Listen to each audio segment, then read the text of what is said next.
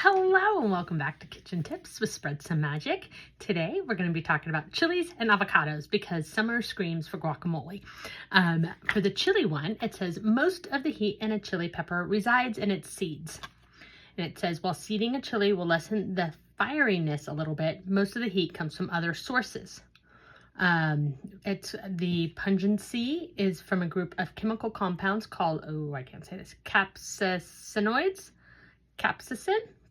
And that is where most of the compounds reside that make it spicy. So we donned rubber gloves and separated the outer green colored flesh with the inner whitish pith and seeds from 40 jalapenos. We then sent the lot to our food lab. As it turned out, there were just 5 milligrams of capsaicin per kilogram of green jalapeno flesh, 73 for the seeds, and 512 for the pith. So when you cut it open, you'll see these white, I call them like veins. They look like veins. That is where the heat is. So you can cut around them and get the flavor of jalapeno without necessarily getting the heat. And then if you want a little bit of heat, add some seeds.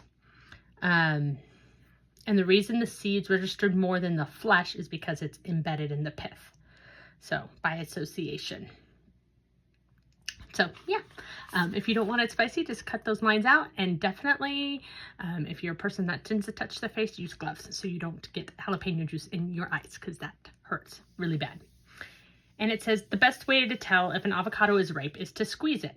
Yes, this is a good way to determine ripeness, but it's also a good way to mistake a bruised avocado for a ripe one. This takes practice. You have to know what a ripe avocado feels like in order to know how much give it is. Same with a mango.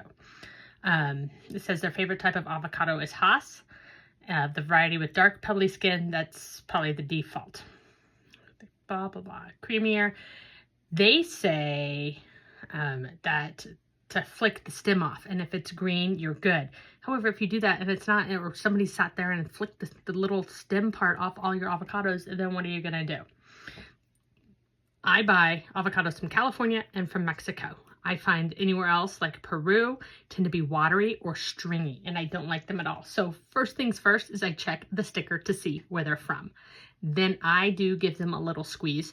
I do, depending on when in the week I'm going to eat them, because I don't shop every day. I don't have time for that. I might get them a little hard and let them ripen on the counter. And when they start to get just a little bit of give, I'll put them in the fridge to slow it down. Which it says you can put them on the counter to ripen. And refrigerated avocado will last longer, about 5 full days. So there you go. Hope you have a wonderful day and spread some magic wherever you are. Until next time.